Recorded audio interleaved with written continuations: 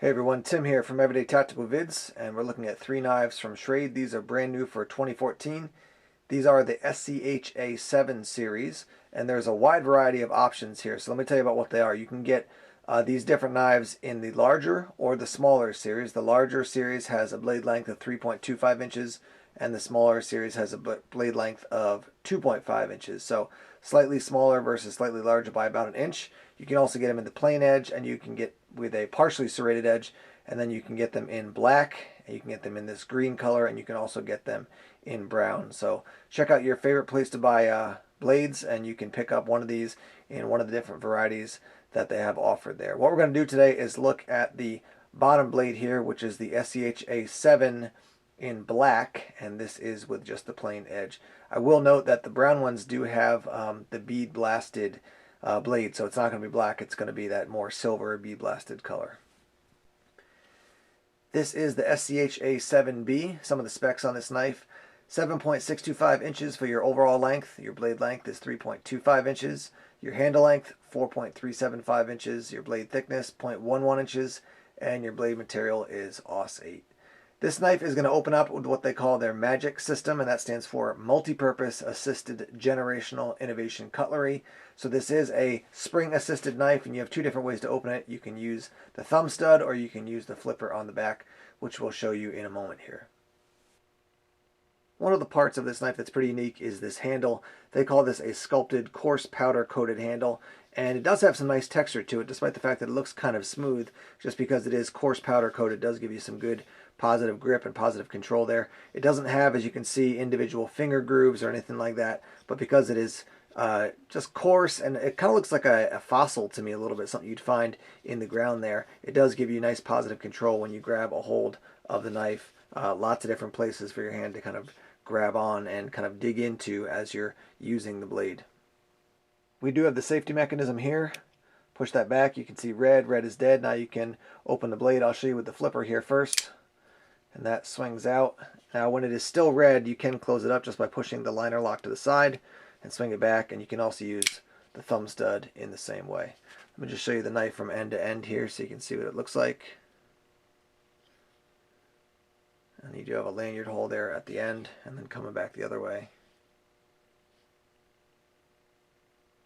Now you can see we do have a pocket clip here. You can also see that there's only one location for the pocket clip. So when you do have the blade put away and then the safety mechanism on so the blade can't come out, this will be a tip down carry. So it's inside your pocket like this, tip facing down.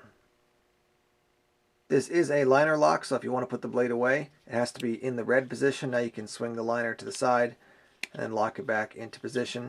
You will see here that when it is in the safe or the lock position, even if I push the liner to the side, I still can't push that blade back into place. This has to be in the red position. Now I can push the liner to the side. It is free to release and close. One thing I do want to mention is the blade actuator on the back of the knife. First, let me take a look at this one. This is the SCHA4 BGS, and it has a similar system. So you've got the blade actuator on the back, and also you can use the thumb studs.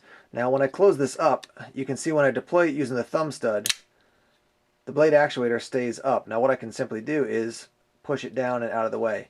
Now I can get my thumb right on that jimping, or if I want to choke up, I can put that up there. With the SCHA7, this is the SCHA7B in particular, when you do have the blade put away, even if you use the thumb stud, this thing stays up, and if you use the blade actuator, it still stays up. So it's not going to press down into the handle. Now that is a little bit interesting. When I first saw that, I thought, oh, well, I wonder why they didn't just make it slide into the handle. It seems like their intention is, now when you actually hold onto the knife, if you're holding it back a little further, put that on safe there, you can actually get control of the knife by pushing up against that, and it's not going to move at all for you. If you do want to reach over the top and actually choke further up, it's still not really bothering you. It does move slightly, but you can actually get your thumb further up on the blade like this. So I have seen other knives by Schrade where this thing does get a little bit in the way, but for this one and the example I showed you before with the 4 BGS, you can either push it out of the way, or with this one it actually does give you some control there, is actually using the knife like so, or when your hand is choked up like this, it's really not in the way at all. Something worth noting here is that in the smaller version of the SCHA7 series, you can actually push the thumb actuator or the blade actuator down. So that is out of the way. You can keep it up if you want, and you can push against it, but you can also push it down into the handle like the SCHA4 BGS that I showed you earlier. I just want to do a quick comparison here between the large and the small in the SCHA7 series so you can see what they look like in hand. With the small, you can see that when I hold it with the thumb actuator or the blade actuator still up, I have my pinky completely off and my ring fingers just on the end. When I do push it down and I choke up a little bit, I can get my pinky onto the end of the blade like so. And with the large, when I'm pushing against the blade actuator, I can still get my whole hand on there.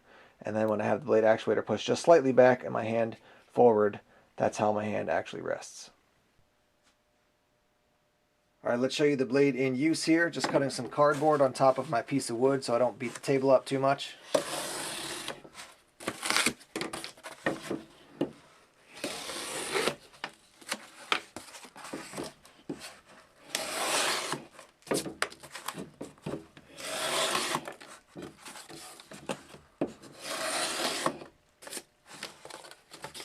Gets the job done just fine, and then you can see like so.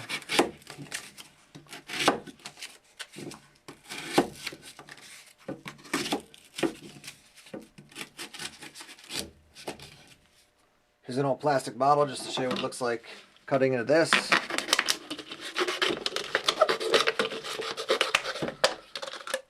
No problem whatsoever. Here's some paracord.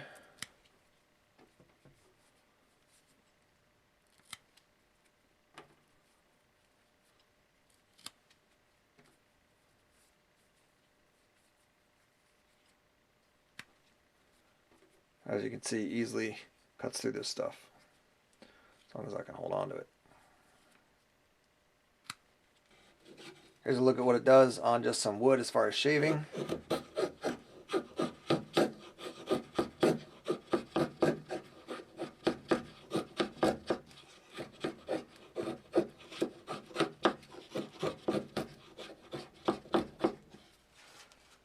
And there's your final result.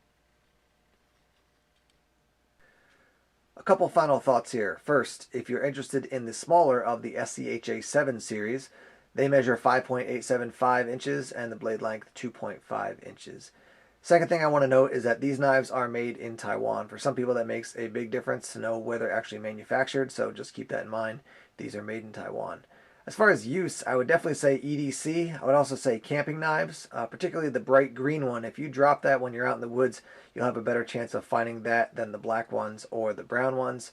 And the flat grind I like, just seems to cut very smoothly. I will be putting a lanyard in this just to, I think, add a little additional retention. I do like the handle. It does feel quite ergonomic. I think if they textured it even just a little bit more, that would have made me even happier. It does give you some good grip right now, but I think a little bit more texturing would be a nice addition.